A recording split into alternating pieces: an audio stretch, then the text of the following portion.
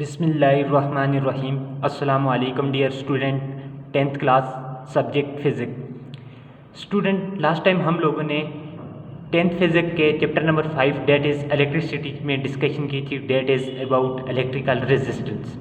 Student, last time हम लोगों ने इलेक्ट्रिकल रेजिस्टेंस को देखा कि हमारे पास इलेक्ट्रिकल रेजिस्टेंस क्या होता है।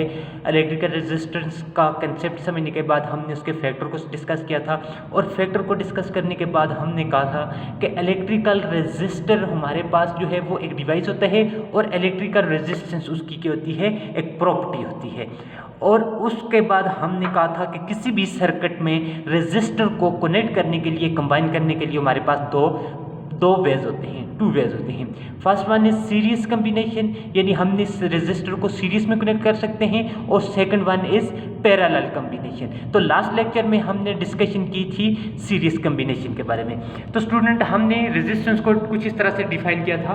हमने कहा था कि हमारे पास क्या होते हैं resistance, the opposition afford to the flow of electron is called resistance. किसी भी कंडक्टर में जब इलेक्ट्रॉन फ्लो करते हैं तो इलेक्ट्रॉन के फ्लो करने की वजह से उनको जो अपोजिशन अफोर्ड होती है, जब वो कोलाइड करते हैं दूसरे फ्री इलेक्ट्रॉन और एटम के साथ, तो उनको अपोजिशन मिलती है और उनके रास्ते में एक मुज़ाहमत पैदा होती है।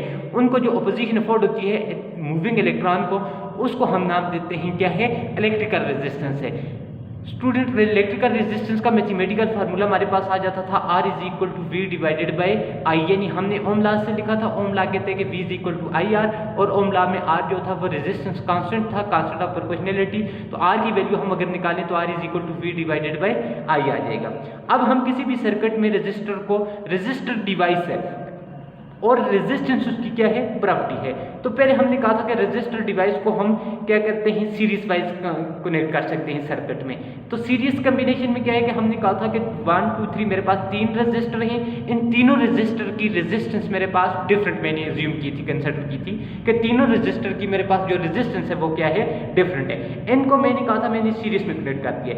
सीरीज में मैंने कहा था कि सीरीज जो है वो हमारे पास एक ऐसा कम्बिनेशन ऑफ रेजिस्टर है जिसमें करंट के फ्लो करने के लिए एक ही पाथ हो, यानी एक रेजिस्टर टू रेजिस्टर कनेक्ट होता है। ऐसे कम्बिनेशन को सीरीज कम्बिनेशन का नाम देते हैं। और यहाँ से इस रेजिस्टर की रेजिस्टेंस R1 और इसकी रेजिस्टेंस R2 और R3 है।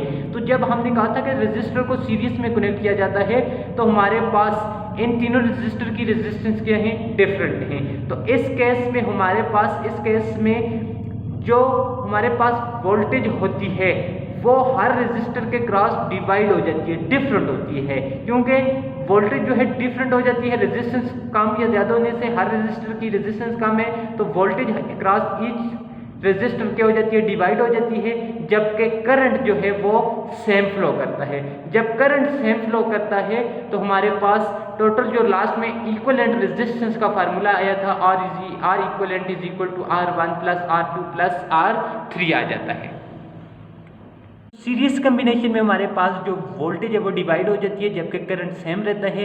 तो लास्ट में हम जब इक्वेशन बनी थी इक्विवेलेंट रेजिस्टेंस के लिए, या टोटल रेजिस्टेंस जिसको बोलते हैं, उसके लिए फार्मूला आया था R equivalent is equal to R1 plus R2 plus R3। तो स्टूडेंट, ये तो हमारे पास लास्ट टाइम की डिस्कशन थी कि रेजिस्टर को हम सीरीज में कनेक्ट करते हैं और उस दो या दो से ज़्यादा रेजिस्टर की जो इक्विवेलेंट टोटल रेजिस्टेंस होती है उसका फार्मूला भी हमने ड्राइव कर दिया। स्टूडेंट, आज का लेक्चर है हमारे पास जो है वो रेजिस्टर के साथ ही है, और रेजिस्टर की दूसरी कम्बिनेशन है पैरेलल कम्बिनेशन। तो स्टूडेंट, आज के हम देखेंगे कि पैरेलल कम्बिनेशन में रेजिस्टर को कैसे कनेक्ट किया जाता है, और इसके साथ हम एक छोटा सा टॉपिक है ओमिक और नॉन ओमिक कंडक्टर की VI characteristics, voltage current characteristics को डिस्कस करेंगे। तो आज का हमारा टॉपिक है, चलते हैं टॉपिक की तरफ स्टूडेंट।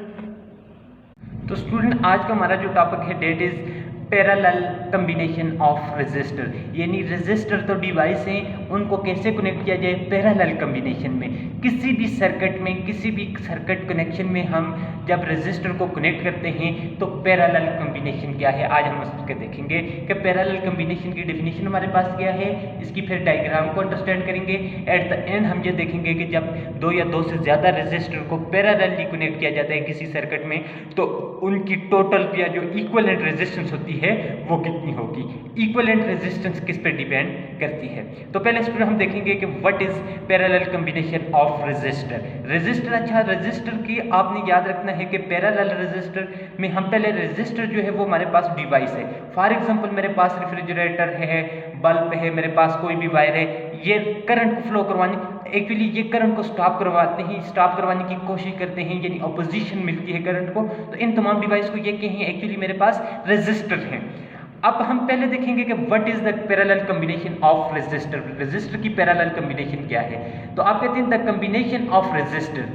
कैसी कॉम्बिनेशन? रेजिस्टर की कॉम्बिनेशन सच दैट, इस तरह से different amount of current passes through the resistor and potential across each resistor is same.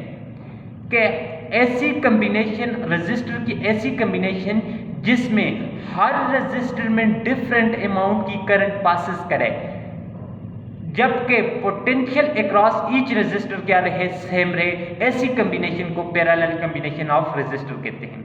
Student जैसे सीरीज में हमने कहा था कि हमारे पास वोल्टेज या पोटेंशियल जो है वो हमारे पास डिफरेंट रहता था जबकि करंट सेम रहती थी, लेकिन इसी तरह से पैरेलल में इसके उलट हो जाता है। पैरेलल कॉम्बिनेशन ऐसा कॉम्बिनेशन है जब रेजिस्टर को सर्किट में इस तरह से कनेक्ट किया जाए कि दो या दो से ज्यादा रेजिस्टर को सर्किट में इस तरह से कनेक्ट किया जाए कि उनके दरमियान, हर रेजिस्टर के दरमियान different amount of current passes करे, करंट सेम न रहे, but potential across each resistor is same, but के हर रेजिस्टर के क्रॉस पोटेंशियल डिफरेंस, जो पोटेंशियल है वो क्या रहे?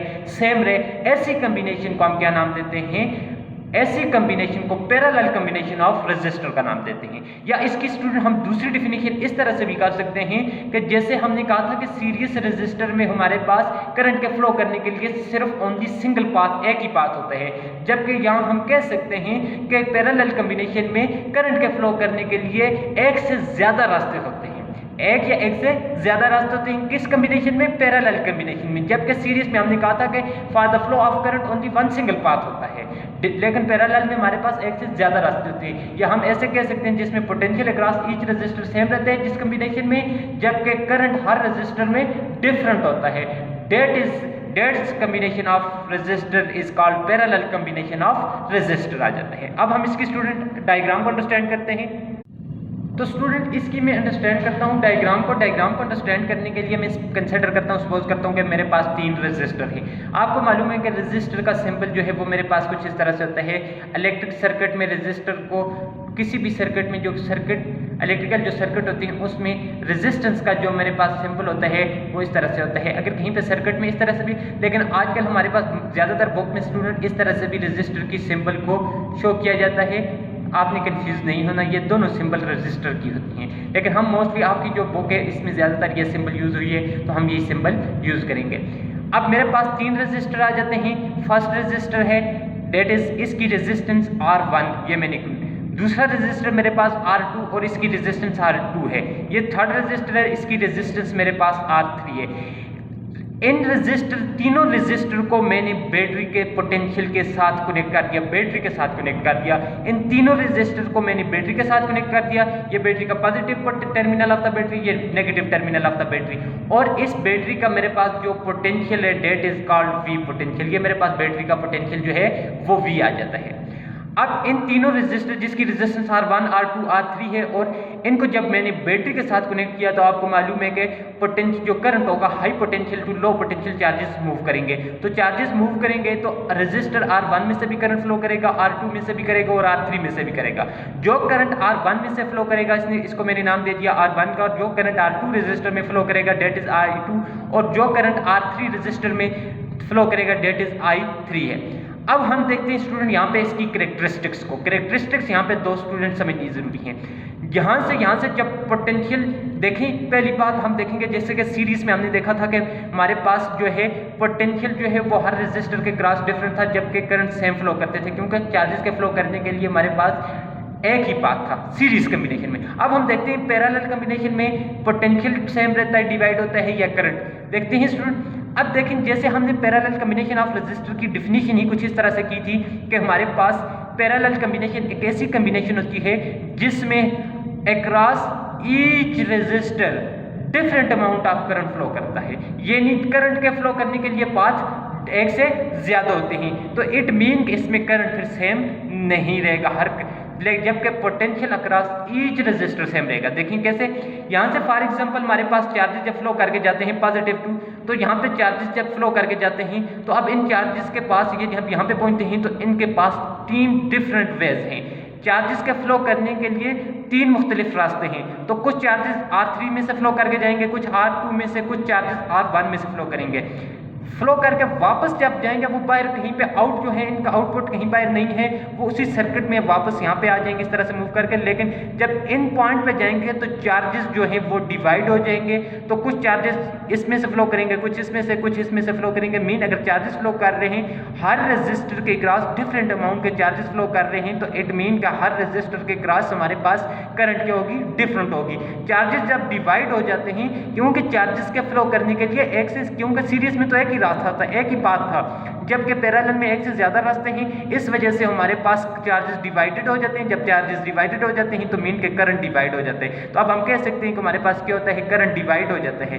जबकि किस में, पैरेलल कॉम्बिनेशन में। अब पोटेंशियल जो है वो डिवाइड नहीं होता। क्यों नहीं होता, देखें, हर जितने चार्जेस यहाँ से फ्लो किए थे, फॉर एग्जांपल यहाँ से 50 कूलम चार्जेस फ्लो करके गए थे, 50 एम्पियर करंट था, 50 कूलम चार्जेस फ्लो करके गए, सपोज कर लेते हैं, तो वो यहाँ पे मुख्तलिफ रास्तों से फ्लो करके वापस जब यहाँ पे पहुंचेगा तो वो 50 कूलम चार्ज ही होंगे, यानी 50 एम्पियर करंट ही वापस यहाँ से आएगा। लेकिन उनके फ्लो करने के हर एक क्रॉस रेजिस्टर के डिफरेंट पाथ होगा, तो लेकिन पोटेंशियल सेम रहेगा। पोटेंशियल करंट डिवाइड हो जाएगा पैरेलल कॉम्बिनेशन में, जबकि पोटेंशियल डिवाइड नहीं होता। क्यों नहीं होता, देखें, कॉमन सेंस की वजह बात है कि हमारे पास ये जो R1, R2 और R3 जो रेजिस्टर हैं, इस हर रेजिस्टर को मैंने बैटरी के पॉजिटिव और इस साइड से हर रेजिस्टर को बैटरी के नेगेटिव टर्मिनल के साथ कनेक्ट किया हुआ है।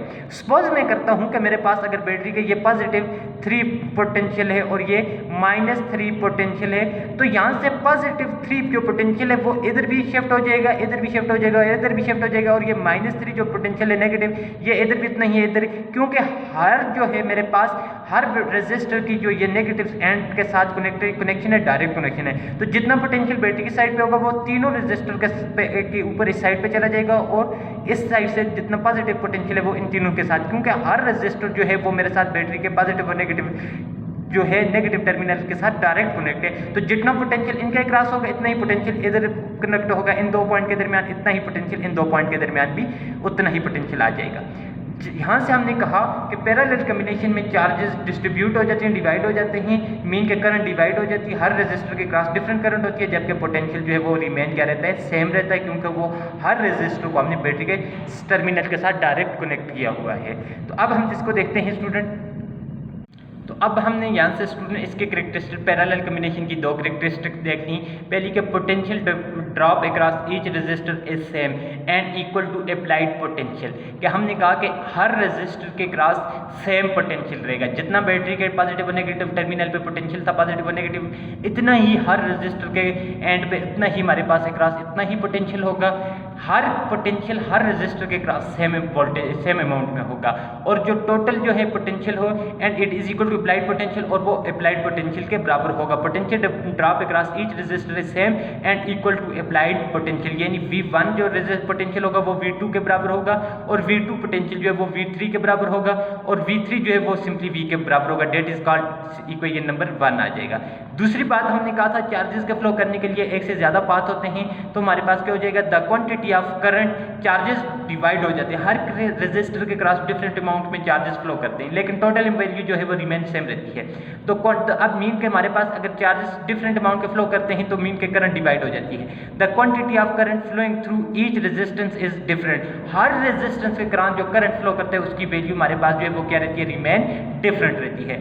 जबकि टोटल करंट अगर मैं कह दूं रेजिस्टर में कितनी फ्लो करती है, तो IT total current that is equal to I1 plus I2 plus I3, तीनों रेजिस्टर की मेरे पास जो रेजिस्टेंस है उनमें से तीनों रेजिस्टर में से जो करंट फ्लो कर रहा है उसको सम करें तो टोटल करंट जो है वो हमारे पास सर्किट का करंट आ जाएगा। लेकिन हर रेजिस्टर के क्रॉस मेरे पास जो करंट है वो डिफरेंट अमाउंट में फ्लो करेगी। स्टूडेंट यहाँ पे एक बात समझने की ये है कि ये जो तीनों रेजिस्टर हमने कंसिडर किए हुए हैं, इन तीनों की हमारे पास रेजिस्टेंस सेम भी हो सकती है, डिफरेंट भी हो सकती है पैरेलल कॉम्बिनेशन में। लेकिन हमने यहाँ पे सपोज किया हुआ है कि तीनों रेजिस्टेंस की जो रेजिस्टेंस है, तीनों रेजिस्टर की जो रेजिस्टेंस है वो डिफरेंट है, सेम रेजिस्टेंस हमने कंसिडर नहीं की हुई है। तो अब हम देखते हैं, हम इस बात में इंटरेस्टेड हैं स्टूडेंट कि ये जब पैरेलल में रेजिस्टर कनेक्ट किए जाते हैं तो इनकी जो टोटल रेजिस्टेंस बनती है वो कितनी होगी। अब आपने देख लिया कि हमारे पास हमें पता है कि टोटल करंट जो होती है I जो है वो किसके बराबर होगा, वो टोटल करंट बराबर होगा I1 plus I2 plus I3, I1 plus I2 plus I3 that is called equation number A, it is called equation number A. तीनों करंट का, तीनों रेजिस्टर का करंट सम करने से हमें टोटल करंट की वैल्यू मिल जाएगी। अब हम अकॉर्डिंग टू ओम लॉ हमें पता है कि V किसके बराबर होता है, V is equal to I R के बराबर होता है। अकॉर्डिंग टू ओम लॉ जितना करंट होगा इतना ही हमारे पास पोटेंशियल अप्लाई होगा, जितना एंड पे इतना ही करंट फ्लो करेगा और आर रेजिस्टेंस है। हमें यहाँ पे किस की वैल्यू चाहिए, तीनों केसेस में आई की वैल्यू चाहिए। तो आई को अगर मैं इस साइड पे छोड़ दूँ तो मेरे पास फार्मूला क्या बनेगा, वी और ये आर इस साइड पे मल्टीप्लाई हो रहा है, इक्वेशन की दूसरी तरफ चल के क्या हो जाएगा, डिवाइड हो जाएगा। तो आई की value V divided by R आ जाएगा। अब इस केस में हमने समझा है कि हमारे पास पैरेलल कॉम्बिनेशन में वी की वैल्यू सेम रहती है, जबकि रेजिस्टर तीनों केसेस की क्या हैं, डिफरेंट है। तो इन वैल्यू पुट कर दें, इस वैल्यू को उठा के कोई नंबर ए में पुट कर दें। आई जब होगा तो वी की वैल्यू तो सेम रहेगी, वी डिवाइडेड बाय आर हो जाएगा। डेट इज इक्वल टू या किसके बराबर आ जाएगा, जब आई 1 होगा V1 नहीं होगा, क्योंकि V1 is equal to V2 is equal to V3 is equal to, हमने कहा है कि किसके बराबर है, सिंपली V के बराबर है। तो I1 जब होगा तो V1 नहीं लिखूंगा, क्योंकि पोटेंशियल जो है वो तीनों के पैरेलल के केस में सेम रहता है। तो V को मैं सिंपली V लिखूंगा डिवाइडेड बाय R। I1 होगा तो उस वक्त रेजिस्टर भी कौन सी होगी, R1 होगी, प्लस I2 के केस में क्या हो जाएगा, I2 के केस में हो जाएगा V divided by R2 plus V divided by R3 हो जाएगा। ये रेजिस्टर 3 की जो रेजिस्टेंस है R3। अब मैं क्या करता हूँ, इसमें से इसको इस तरह से लिख सकता हूँ, V ये 1 divided by R is equal to, इन तीनों में V सेम है तो मैं कॉमन ले सकता हूँ V को।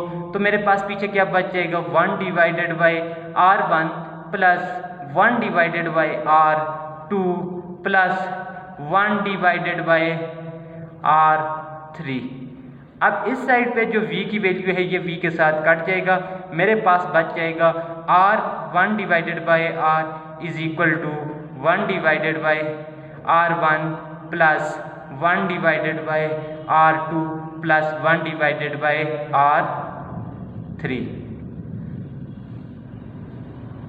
ये मेरे पास इक्विवेलेंट रेजिस्टेंस है। जब दो या दो से ज़्यादा रेजिस्टर को पैरेलल कनेक्ट किया जाता है तो equivalent resistance 1 divided by R क्या है, ये आर इक्विवेलेंट आ जाता है। तो ये स्टूडेंट हमारे पास इक्विवेलेंट रेजिस्टेंस आ जाती है जब किसी भी सर्किट में दो या दो से ज़्यादा रेजिस्टर को पैरेलली कनेक्ट आपस में किया जाता है। तो अब यहाँ से स्टूडेंट ये तुम्हारे पास जो रेजिस्टेंस इक्विवेलेंट रेजिस्टेंस है ये पैरेलल के केस में ये reciprocal of sum of the reciprocal के बराबर है। तो अब रेसिप्रोकल का मतलब ये होता है कि जब डिनोमिनेटर बढ़ता है तो आंसर कम होना शुरू हो जाता है, यानी डिनोमिनेटर बढ़ता है तो आंसर कम होना शुरू हो जाता है। इसका मतलब ये है कि पैरेलल में हम जितनी रेजिस्टेंस बढ़ाते जाएंगे इतनी ही टोटल रेजिस्टेंस कम होती जाएगी, और जितना सीरीज में हमने जितनी रेजिस्टेंस बढ़ाते जाएंगे तो नेट रेजिस्टेंस बढ़ती जाती थी। लेकिन पैरेलल के केस में जितनी हम रेजिस्टेंस बढ़ाते जाएंगे तो हमारे पास इतनी ही नेट रेजिस्टेंस क्या होती जाएगी, कम होती जाएगी।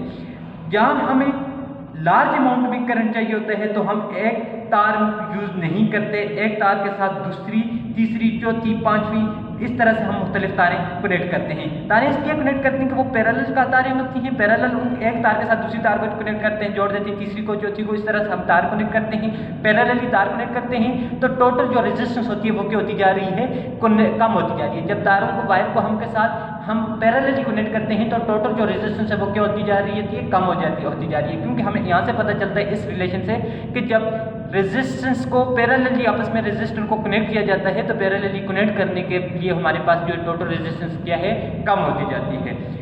जो हम लफ्ज़ बोलते हैं इसके 729 की तारें या 740 की लफ्ज़ बोलते हैं, ये वायर कनेक्ट आपस में वायर कनेक्ट होती हैं, यानी 7 वायर जो है वो आपस में इस तरह से पैरेलली कनेक्ट की जाती हैं कि टोटल रेजिस्टेंस जो है वो क्या हो जाती है, कम हो जाती है। यानी फॉर एग्जांपल एयर कंडीशन के लिए हम मोटी वायर लगाते हैं, इसमें मल्टीपल वायर को इकट्ठा करते हैं, यानी जितनी आप पैरेलल में वायर लगाते जाएंगे इतनी ही रेजिस्टेंस कम होती जाएगी। तो ये हमारे पास था student parallel combination of the resistor के बारे में। तो अब हम देख लेते हैं नेक्स्ट टॉपिक हमारे पास voltage current characteristics of ohmic and non ohmic conductor. यानी अब हम देखेंगे कि वोल्टेज और करंट के लिए हमारे पास दूसरा छोटा सा टॉपिक है स्टूडेंट, जो ओम लॉ से रिलेटेड है, जो हमने ओम लॉ में भी पढ़ा था, लेकिन आज इसका थोड़ा सा ग्राफ डिटेल में डिस्कस कर लेते हैं कि ओमिक और नॉन ओमिक कंडक्टर के हमारे पास जो होते हैं उनमें वोल्टेज और करंट का VI कैरेक्टरिस्टिक्स क्या होंगी, वोल्टेज करंट का ग्राफ क्या होगा। पहले हम देख लेते हैं कि ओमिक कंडक्टर क्या होते हैं। व्हाट इज ओमिक कंडक्टर या ओमिक डिवाइस क्या होते हैं। The conductor which obey Ohm law is called ohmic conductor under constant physical condition। वो मटेरियल वो डिवाइस जो ओम लॉ को ओबे करते हैं, जो ओम लॉ को सेटिस्फाइड करते हैं, फॉलो करते हैं, उन तमाम मटेरियल को हम क्या नाम देते हैं, ओमिक मटेरियल का नाम देते हैं। अब ओम लॉ क्या कहता है, ओम लॉ स्टूडेंट हमें कहता था ओम लॉ क्या है, क्वेश्चन ये अराइज होता है। तो स्टूडेंट ओम लॉ ये कहता था कि V is directly proportional to I, V is equal to IR आ जाएगा, यानी जितनी आप पोटेंशियल अप्लाई करते जाएंगे इतनी ही हमारे पास करंट भी ज्यादा होती जाएगी।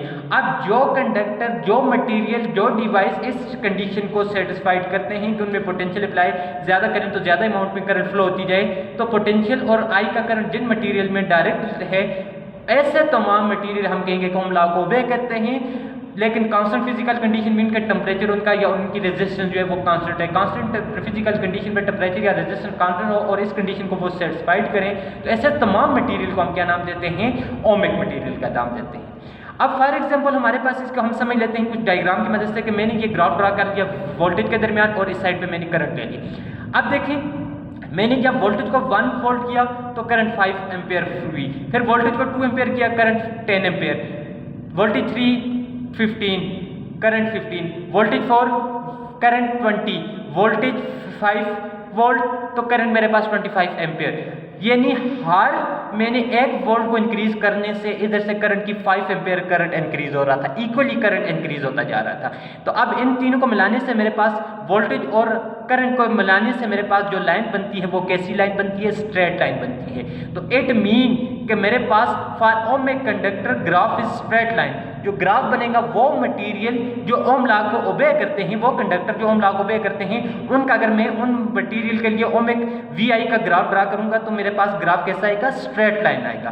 किस केस में, जब ओमिक मटेरियल के जो ओम लॉ को ओबे करते हैं।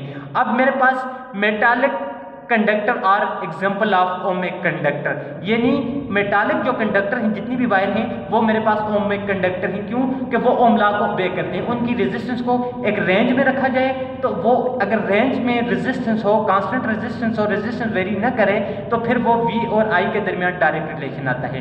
तो अब हम कह सकते हैं कि ओमिक कंडक्टर के वो कंडक्टर जो ओम लॉ को ओबे करते हैं गिवन रेंज ऑफ रेजिस्टेंस पे, तो उनको हम ओमिक कंडक्टर कहते हैं। और ओमिक कंडक्टर के लिए V और I का जो ग्राफ बनता है वो ऑलवेज कैसा बनता है, स्ट्रेट ग्राफ बनता है। दूसरा मेरे पास आ जाते हैं non ohmic conductor. Non ohmic conductor क्या है, यानी the material which do not obey Ohm law is called non ohmic conductor. वो कंडक्टर, वो मटीरियल जो ओम लॉ को ओबे नहीं करते, मीन के उनके अंदर ये वाली condition given range of R के ऊपर ये V is equal to IR की वाली जो कंडीशन है ये सेटिस्फाइड नहीं होती, तो हम कहते हैं कि वो मटीरियल हमारे पास क्या है, नॉन ओमिक मटीरियल या नॉन ओमिक कंडक्टर हैं। ओम लॉ कहते हैं कि V और I डायरेक्टली प्रोपोर्शनल है। अब अगर इस केस में मैं V और I का ग्राफ ड्रा करूं, ये मैंने इस साइड पे V ले लिया और इस साइड पे मैंने I की वैल्यू ले ली, तो मैंने 1 वोल्ट किया 2 एम्पेयर करंट, 2 वोल्ट किया current 4 ampere, 3 volt current 6 ampere, यानी 4 ampere 8 ampere, current 5 volt current, तो फिर ये मेरे पास 8 के थोड़ा सा ज़्यादा फिर काम का, फिर इसके बाद करंट बिल्कुल इंक्रीज नहीं होता, स्ट्रेट करंट फ्लो करना शुरू कर देते। इनिशियली मेरे पास हर वोल्ट के ऊपर 2 एम्पियर करंट इंक्रीज हो रहा था, लेकिन 4 वोल्ट के ऊपर जाने के बाद मेरे पास करंट में इक्वली इंक्रीज नहीं हुआ, फिर कम होते हुए है आखिर में मेरे पास जो है करंट बिल्कुल उसके अंदर करंट में यूनिफॉर्म चेंज नहीं है और करंट बिल्कुल ग्राफ स्ट्रेट हो जाता है। इट मीन कि जो ओम लॉ को ओबे नहीं करते, जो मटेरियल उन डिवाइसेस उन मटेरियल के लिए वी और आई का जब हम ग्राफ ड्रा करते हैं तो वो स्ट्रेट ग्राफ हमारे पास नहीं होता, वो कर्व में हो सकता है या वो इंक्रीज अपवर्ड डायरेक्शन में या डाउनवर्ड, यानी वो बिल्कुल स्ट्रेट नहीं हो सकता, वो हमारे पास कर्व फॉर्म में हो सकता है, इस तरह से कर्व फॉर्म में हो सकता है। For non ohmic conductor graph between I and V is not straight line. Non ohmic के लिए वी और आई का जो ग्राफ है वो हमारे पास स्ट्रेट नहीं होता। Filament bulb is non ohmic device है, फिलामेंट जो बल्ब है वो हमारे पास नॉन ओमिक डिवाइस है, बिकॉज के शुरू में जब हम बल्ब को ऑन करते हैं तो उसके अंदर इतनी हीट नहीं होती, वो शुरू में वी और आई उसके अंदर डायरेक्टली प्रोपोर्शनल होता है, जितना वोल्टेज हम पीछे देते जाएंगे करंट उतना ही इंक्रीज होता जाएगा, इंक्रीज होता है। फिर यूं ही एक वक्त होता है कि बल्ब हमारे पास हीट अप हो जाता है, मीन उसका टेम्परेचर हाई हो जाता है, टेम्परेचर हाई होता है तो टेम्परेचर हाई होने से हमारे पास उसकी रेजिस्टेंस भी बढ़ जाती है, टेम्परेचर ज़्यादा होने से रेजिस्टेंस जब बढ़ जाती है तो वो फिर मजीद करंट को इंक्रीज नहीं करती, रेजिस्टेंस बढ़ जाती है तो वो करंट को कम करने शुरू कर देती है। मीन कि ऐसा ओम जो हमारे पास बल्ब जो है ओमिक नॉन ओमिक डिवाइस है, क्योंकि टेम्परेचर बढ़ने से उसकी रेजिस्टेंस क्या हो जाती है, बढ़ जाती है। तो स्टूडेंट आज का हमारा जो टॉपिक था वो हमारे पास वीआई कैरेक्टरिस्टिक्स ऑफ ओमिक और नॉन ओमिक कंडक्टर था और साथ हमने पैरेलल कॉम्बिनेशन ऑफ रेजिस्टर को डिस्कस किया। तो स्टूडेंट आज का आपका होमवर्क है कि आपने पैरेलल कॉम्बिनेशन की डायग्राम बना के उसकी मैथमेटिकल फॉर्म को प्रूव करना है। ओमिक और नॉन ओमिक डिवाइस का आपने यहाँ से समझना है और उसके बाद आपने वाइट पेज के ऊपर इसका ग्राफ ड्रा करना है। थैंक्स।